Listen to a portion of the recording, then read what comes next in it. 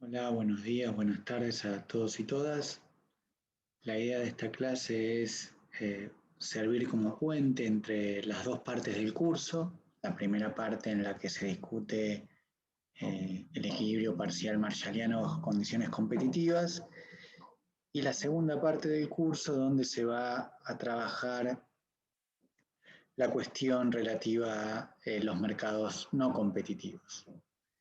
Como vamos a ver en la clase de hoy, de alguna manera este pasaje al interior de la teoría dominante, convencional, marginalista, como la hayamos llamado, digamos, como la venimos llamando a lo largo del curso, está motivada por esta crítica que hace Sraffa a los alcances y límites que tiene el equilibrio parcial marshalliano. Entonces, tratemos de entender un poquito por dónde viene la cuestión. Nosotros estuvimos viendo a lo largo de la primera parte del curso que la idea del equilibrio parcial es tratar de concentrarse en lo que ocurre en un único mercado, haciendo abstracción de lo que ocurre en todo el resto.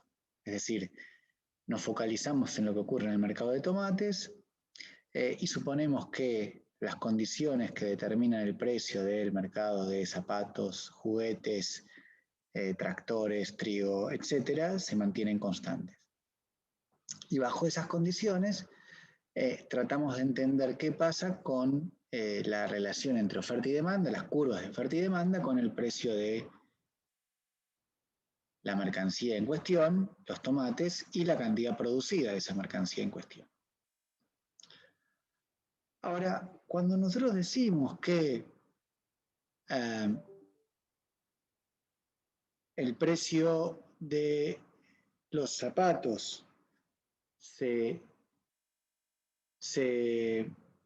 determina, o el precio de los tomates se determina por oferta y demanda, estamos diciendo una cosa bastante particular.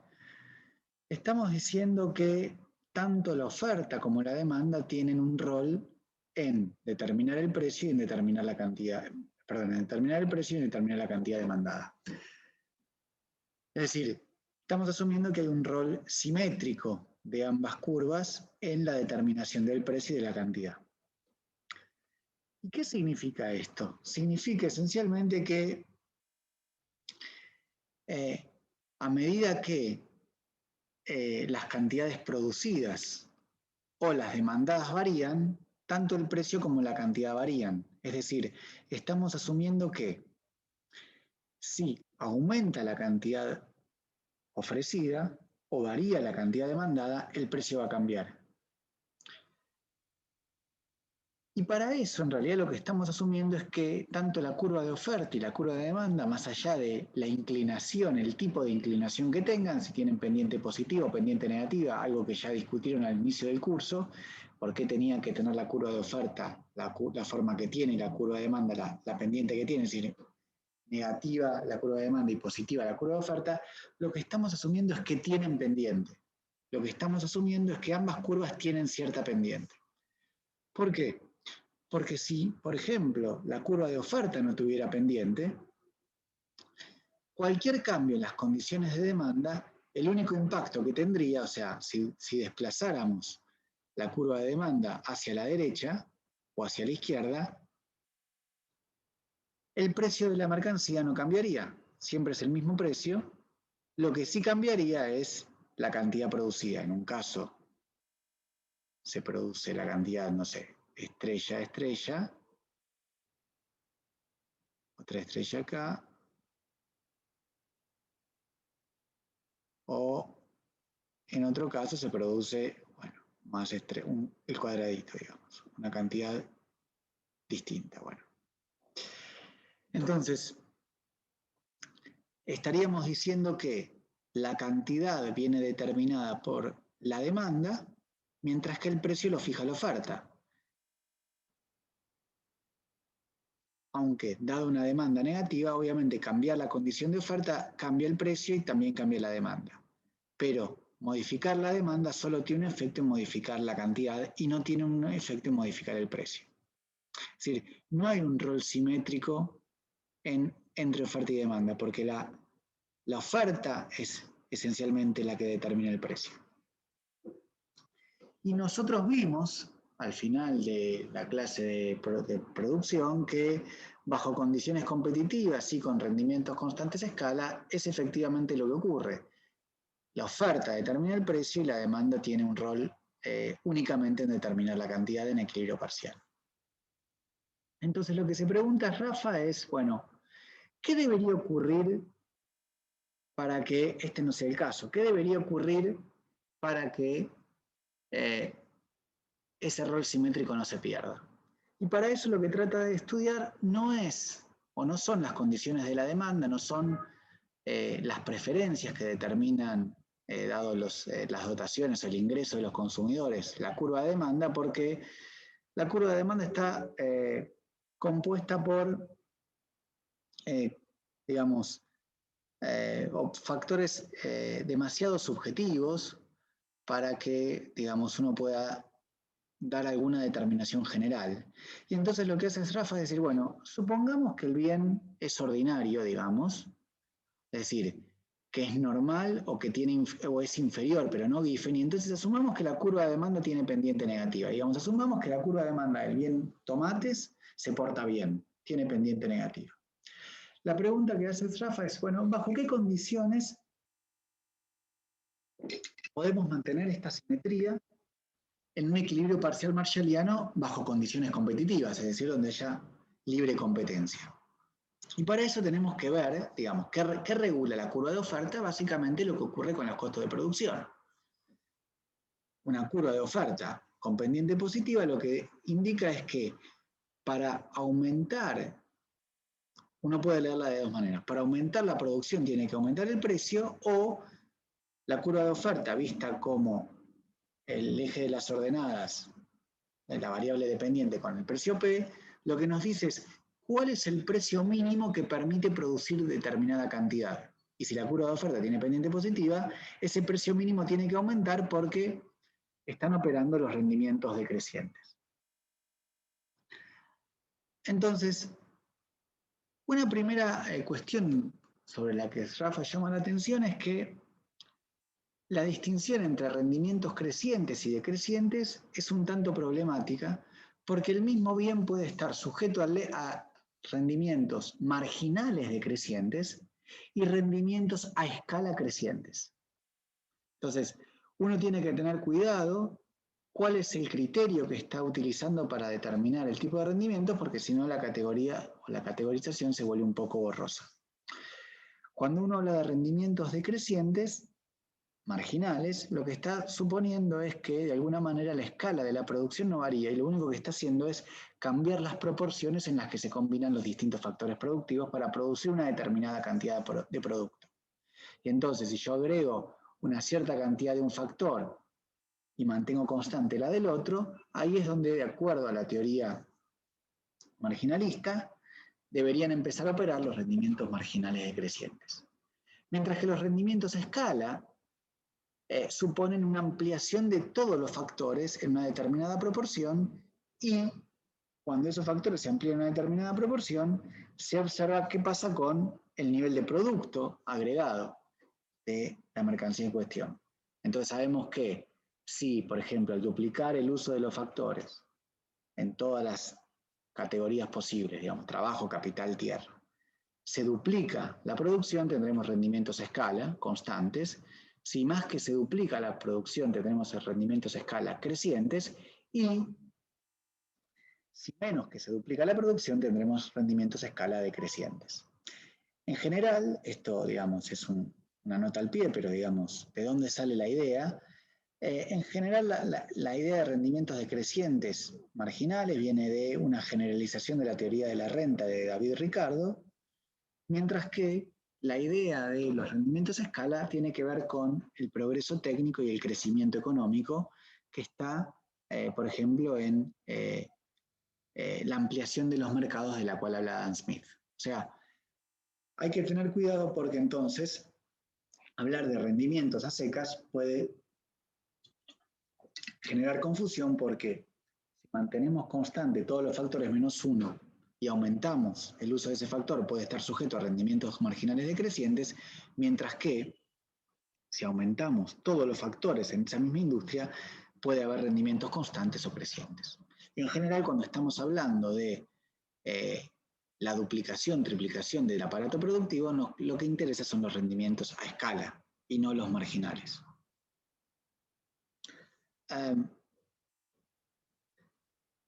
Entonces, tratemos de entender bajo qué condiciones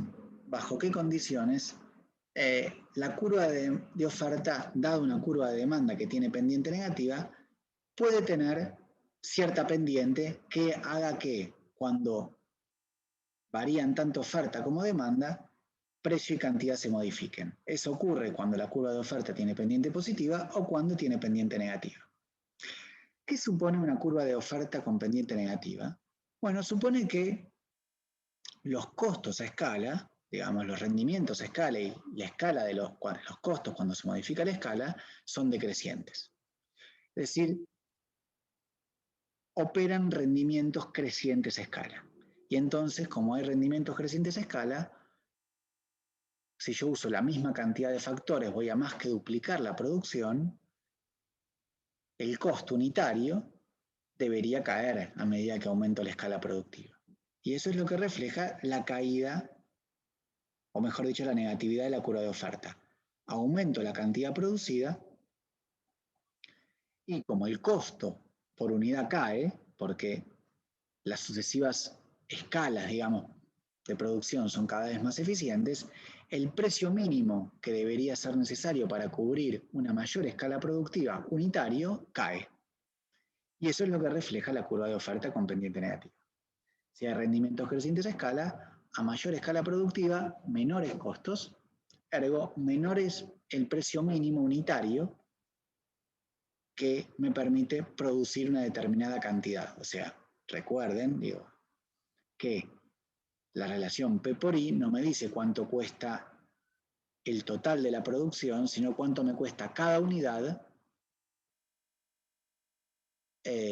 cuando se producen una cierta cantidad de unidades. ¿Está bien? O cuando se demanda no se produce una cierta cantidad de unidades, no todas las unidades. ¿Sí?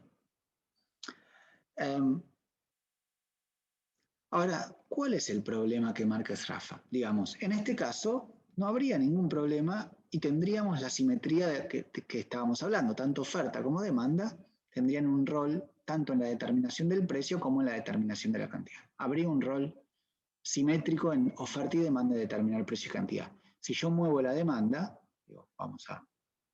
si yo muevo la demanda en este contexto, un cambio en la demanda modifica tanto el precio como la cantidad dada la oferta y lo mismo ocurre con la oferta.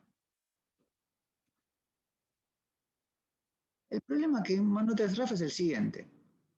Si a medida que aumenta la escala productiva los costos decrecen y la demanda está dada por esta curva de demanda, la misma empresa tiene incentivos a expandirse hasta satisfacer a toda la producción.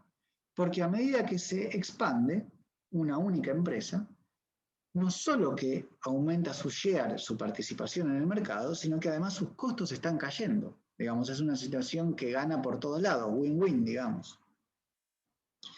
Y entonces, una misma empresa tiene incentivos a expandirse indefinidamente en el sentido de hasta satisfacer a toda la demanda que esté dispuesta a absorber la producción a un determinado precio. Ahora, cuando una empresa tiende a expandirse indefinidamente, el problema es que esa empresa ya no puede ser considerada, y satisface a toda la demanda del mercado, esa empresa no puede ser considerada como tomadora de precios, como venimos asumiendo hasta aquí, porque ya no puede considerarse irrelevante su propia acción o sea, su propia política, por ejemplo, de fijación de precios en lo que ocurre con el mercado, con los precios que rigen el mercado. Es decir, si aumenta el precio de la empresa, la única empresa que está en el mercado, los precios van a subir por definición, mientras que si los baja, van a bajar por definición. Entonces, una única empresa operando en el mercado, dice Sraffa, garantiza, digamos, si esa empresa tiene rendimientos crecientes a escala, la simetría entre oferta y demanda, pero lo que deja de ser cierto es que estamos en un ámbito competitivo.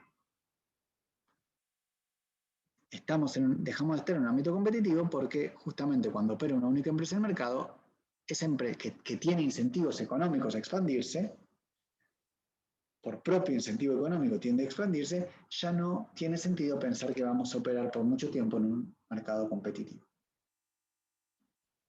Entendido mercado competitivo como un ambiente en el que las empresas toman los precios de las mercancías que venden como un dato. ¿Cuáles son las excepciones, digamos? O sea, ¿bajo qué condiciones pueden coexistir los rendimientos crecientes a escala y la competencia en un contexto de equilibrio parcial? Lo que dice Rafa es que esto requiere de dos supuestos que van a resultar altamente restrictivos. Un primer supuesto es que las economías externas, o sea, lo que genera la caída en los costos a medida que se expande la producción, sean externas a la firma. ¿Qué quiere decir? Que no dependan del propio accionar individual de la empresa que está operando en el mercado. De forma tal de que no es control, no es decisión de la empresa aumentar, o sea, no es producto de la acción de la empresa individual el hecho de que los costos caigan. Y en ese caso, la interdependencia con otras empresas que operan en el mercado se vuelve necesaria. Porque ahí, digamos,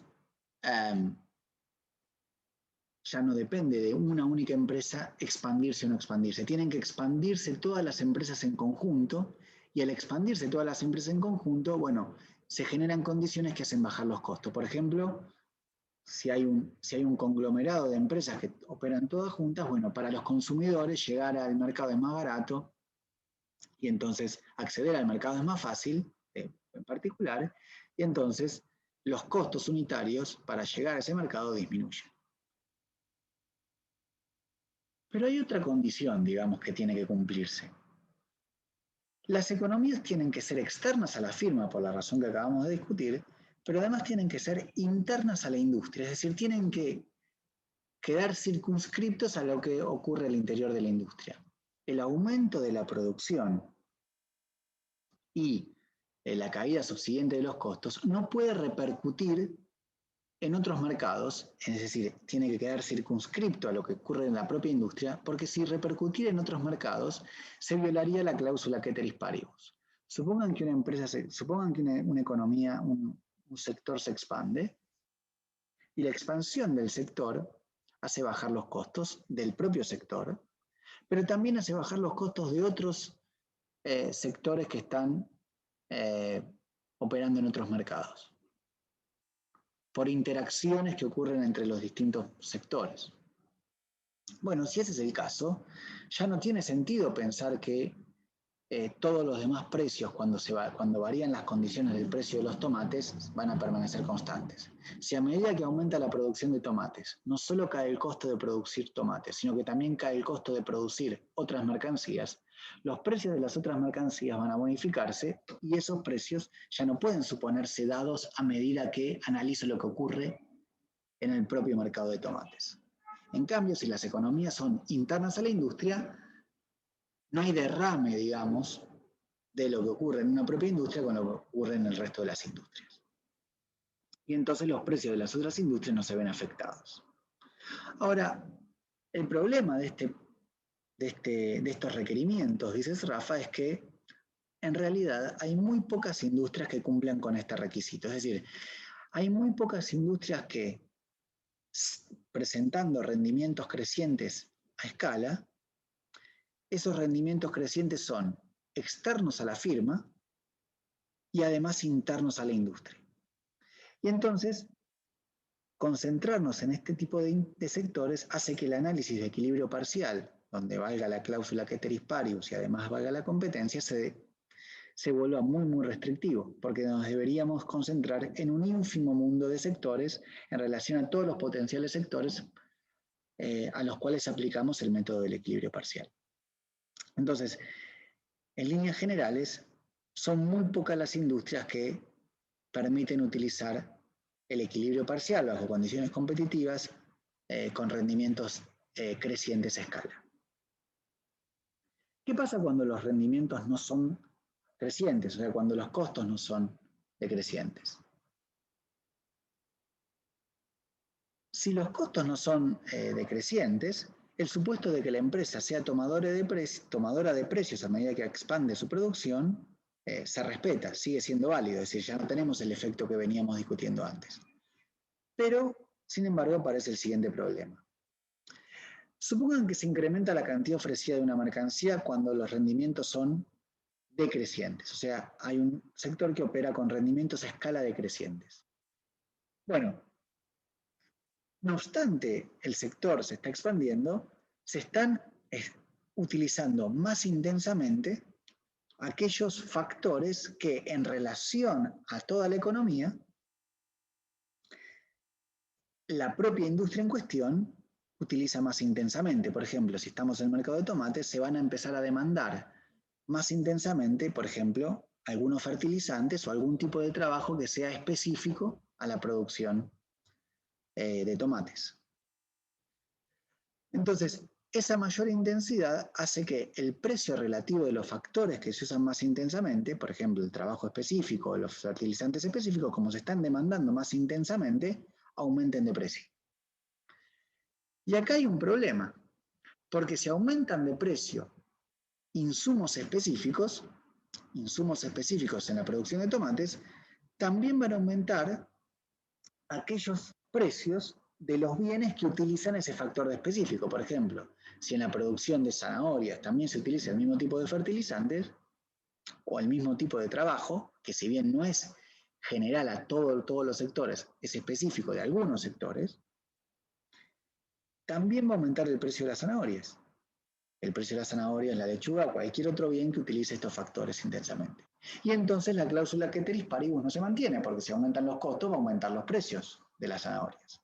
Entonces ya no podemos asumir que se mantiene el precio de esas mercancías como dado.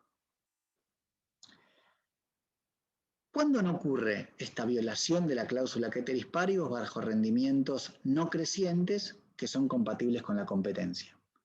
El primer caso es que el factor, el mercado en cuestión, por ejemplo el tomate, use factores que son altamente especializados. Que son altamente especializados en el sentido de que solo el productor de tomates use un tipo específico de trabajo o un tipo específico de fertilizantes. Entonces, en ese caso, aumenta la demanda de tomates, por ejemplo, aumenta la producción de tomates. Cuando aumenta la producción de tomates, se demandan más fertilizantes y trabajadores específicos en la producción de tomates, y eso genera un incremento en el precio de los fertilizantes, pero no tiene un derrame más que en el precio del propio factor, por ejemplo, del trabajo de los fertilizantes, que no tiene ningún efecto más que en ese propio mercado, porque ningún otro mercado utiliza a ese tipo de trabajo en la producción. Entonces, como dices, Rafa, en ese caso aumenta la producción de tomates, aumenta el uso del factor trabajo intensivo tomates, y endógenamente va a aumentar el salario de los trabajadores específicamente utilizados en la producción de tomates.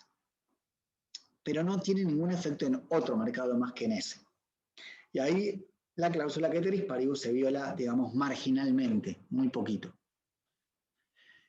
El tema, dices, Rafa, es que este caso también es muy poco común, porque estaríamos restringiéndonos a mercados en los que solamente se utilizan factores que no se pueden utilizar en otros mercados, mientras que hay muchos tipos de trabajo, muchos tipos de insumos que se utilizan en muchos mercados.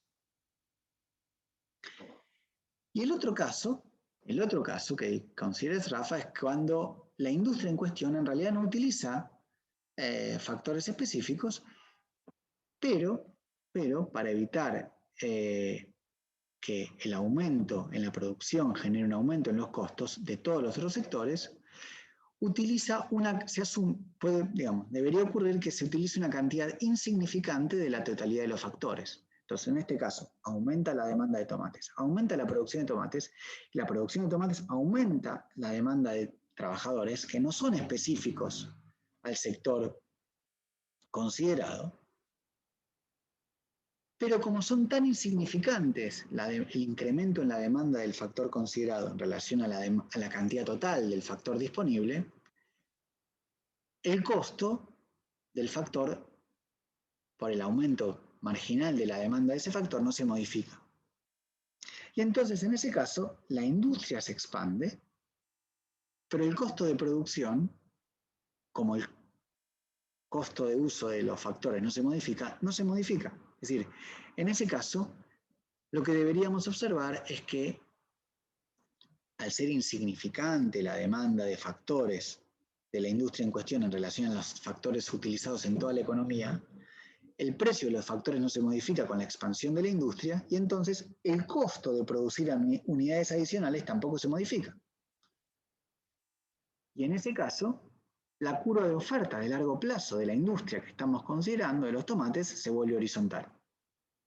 Pero si se vuelve horizontal, no obstante, se mantiene la cláusula ceteris paribus, se mantiene la competencia, lo que se termina por violar es la famosa simetría entre oferta y demanda, como vimos al inicio, cuando la curva de oferta era horizontal, porque los precios solo dependen de los costos de producción.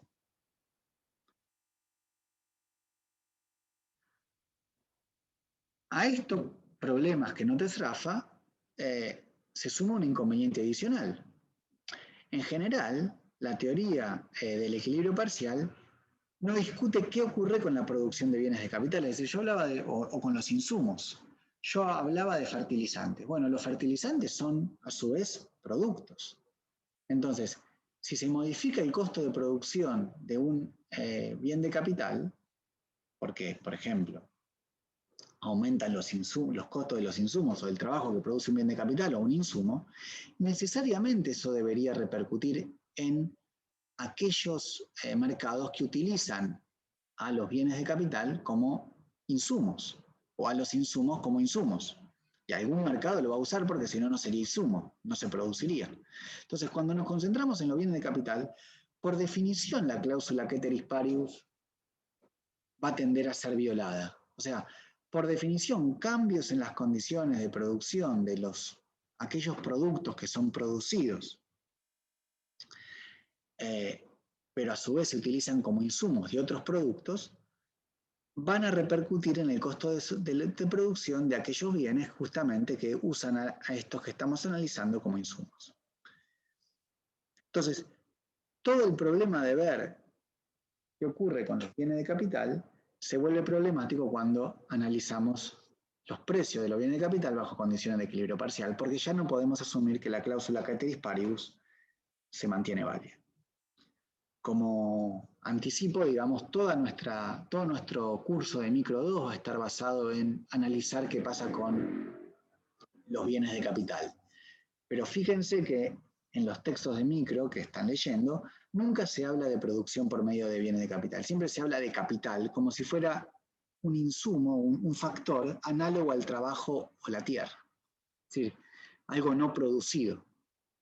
Cuando en realidad el capital tiene la naturaleza de ser, digamos, la doble naturaleza de ser insumo, pero además ser un medio de producción producido. Entonces, ¿cuáles son las soluciones que da Rafa a este problema? Porque recuerden, digamos, recapitulando, bajo condiciones de rendimientos crecientes, solo voy a poder operar cuando las economías sean externas a la firma e internas a la industria, condiciones muy restrictivas.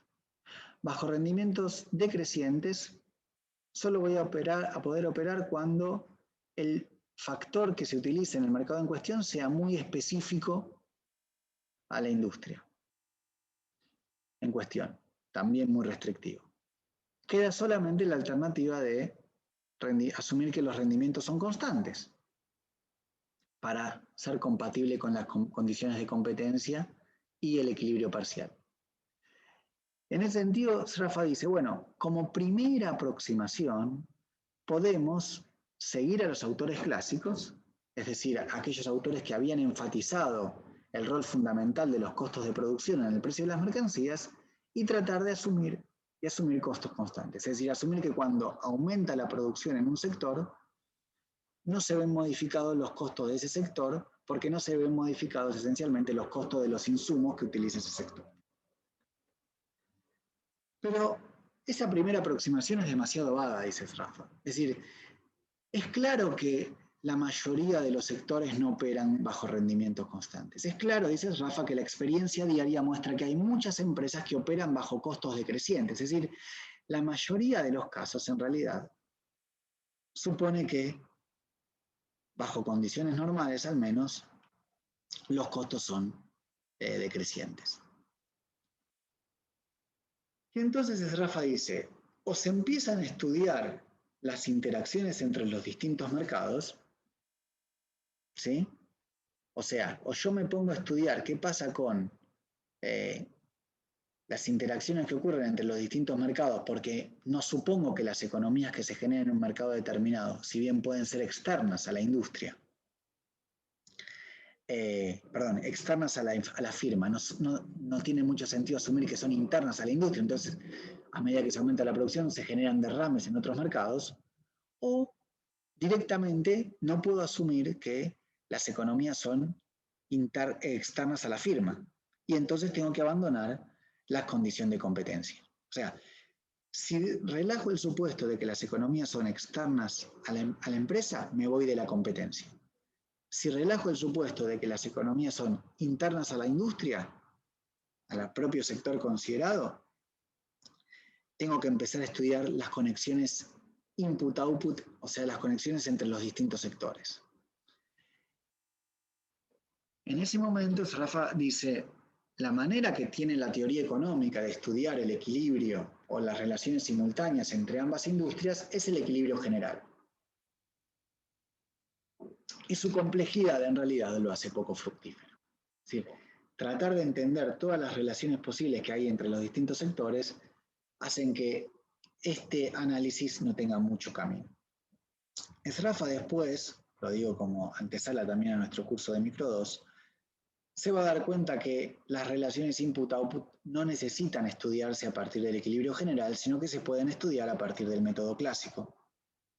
Y como método clásico, no hace falta hacer todas esas complejidades sobre las que se basa el equilibrio simultáneo entre numerosas industrias de las que habla el equilibrio general.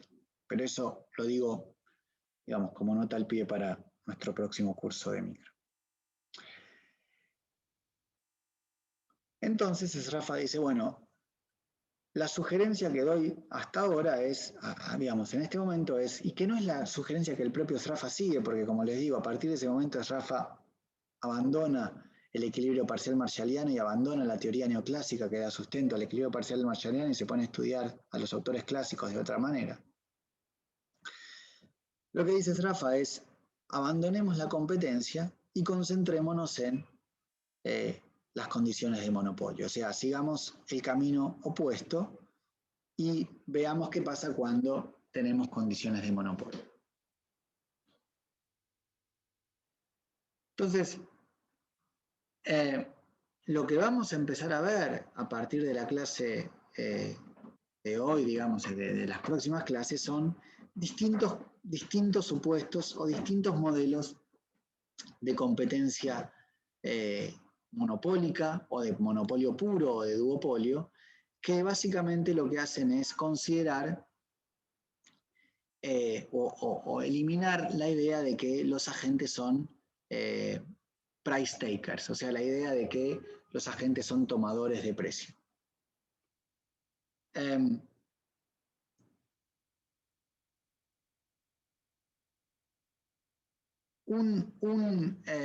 Una particularidad que tienen los modelos que vamos a estudiar, ya sea, como les dije, el modelo de competencia monopolística, el modelo de duopolio o el modelo de monopolio, es que la empresa ya no puede tomar como un dato el precio de la mercancía que vende. Y entonces, no es cierto que esa curva, digamos, esa misma empresa, una empresa en el mercado, como la empresa en el mercado es el mercado, no enfrenta una curva de demanda infinitamente elástica al precio vigente. Es decir, no es cierto que una unidad adicional de la mercancía que vende le genere el mismo ingreso que la unidad anterior, el mismo ingreso adicional que la unidad anterior. Recuerden que en un mercado competitivo, como la empresa toma el precio de la mercancía que vende como un dato, si vende una unidad de una mercancía que vale 2 pesos, obtiene 2 pesos. Si vende una segunda unidad, obtiene 4 pesos. El ingreso adicional por esa unidad equivale al precio. ¿Por qué? Porque se asume que puede vender todo lo que quiera al precio vigente.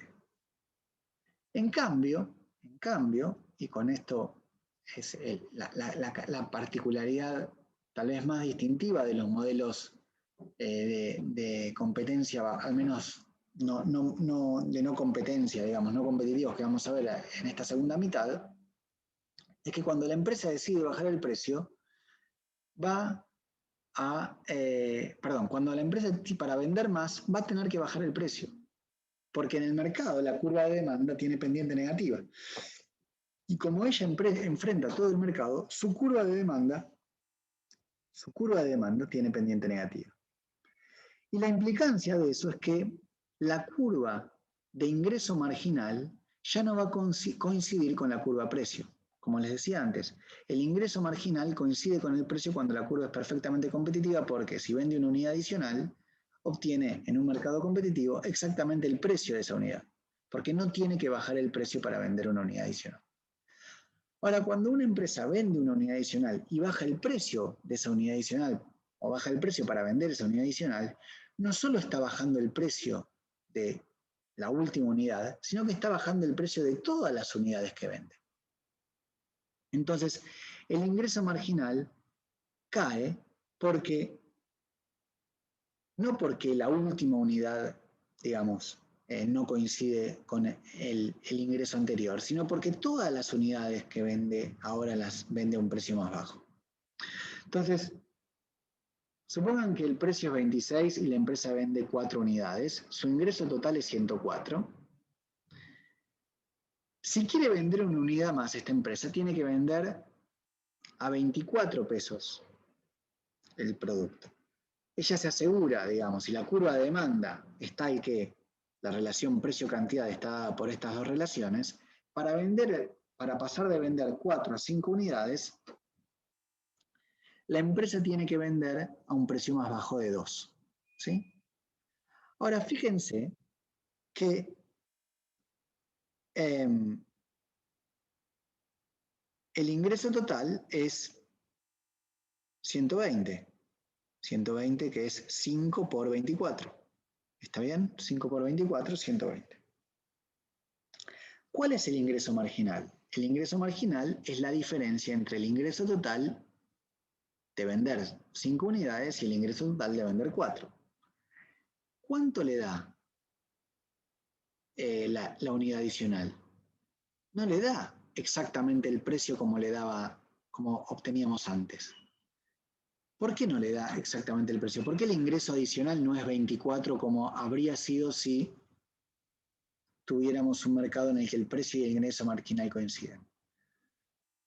Bueno, porque si vende una unidad adicional, obtiene 24 pesos por la quinta unidad, pero deja de obtener 26 pesos, o sea, mejor dicho, deja de obtener 2 pesos por las primeras 4 unidades que vendía antes a 26 y ahora a 24. Si la empresa antes vendía 4 unidades, cada una de esas 4 unidades a 26. Ahora vende 5 unidades, con lo cual la quinta unidad la vende a 24, pero esos 24 hay que restarle 8, que son los 2 de diferencia por las 4 unidades anteriores que antes vendía a 26 y ahora vende a 24. O sea, pierde 2 pesos por cada unidad que ya vendía y que ahora vende a un precio más bajo.